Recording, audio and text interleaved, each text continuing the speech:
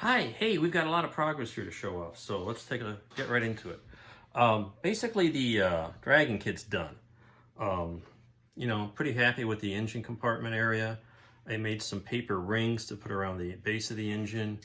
All the clear parts are pretty much just snapped on, and that's kind of a unique feature, so I'm just happy to leave it like that without any markings on the clear parts, and including the nose area.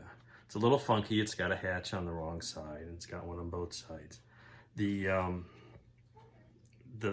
payload bay door is open, but if I open them all the way, they're going to break the little hinges.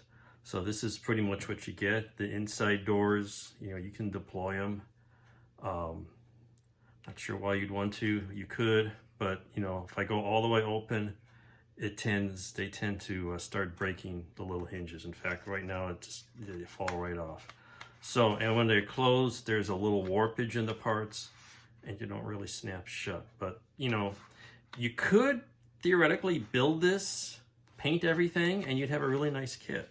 It's got nice landing gear detail, and the decals that I got from McNeil worked out really nicely.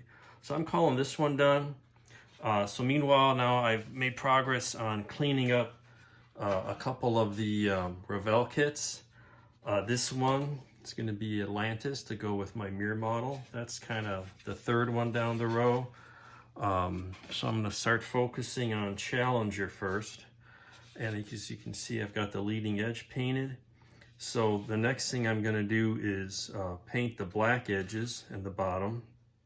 And what I've decided to do is to use the Meteor Productions tile decals. They have decals for the top and the bottom, and they are appropriate for an early Challenger version of the tile. So that's going to go on this one, but you do have to paint the black first because the decals apparently are somewhat transparent. So the trick now is going to be to do the masking for the black that matches the actual dimensions and shape of those decals. So that's the next step on here. The nose window area took a lot of cleaning up on both of these because that clear part just doesn't fit in well, and you need to mask it carefully. So while that paint and all that was drying, I'm starting to work on a set of drawings for the payload bay. And what this is going to turn out to be is a well, I don't have it in front of me, I'm afraid, but we'll get to that next episode. Just a cutout for the paper, as you can see here, that's going to fit inside the payload bay, and actually use probably cardstock or something to, cover this structure and put in details. I found a nice drawing from a Hubble repair mission manual that's got all these internal structures that show through, and then putting the vents in some of these. I'm not even sure what those brown rust colored stripes are, but they're all on the interior along with the wire trays and everything else.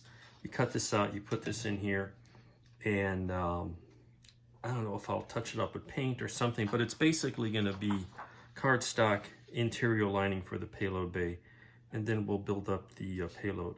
So I'm going to work on that while I'm working on getting the painting and decaling done.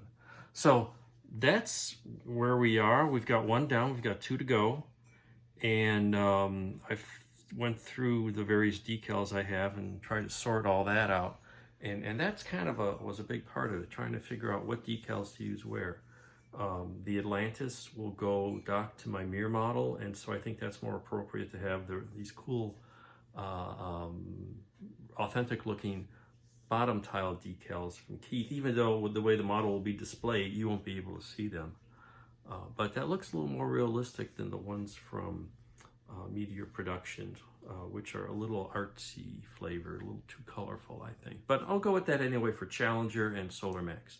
So stay tuned for more updates in a couple days. Thanks very much for watching. Have fun modeling.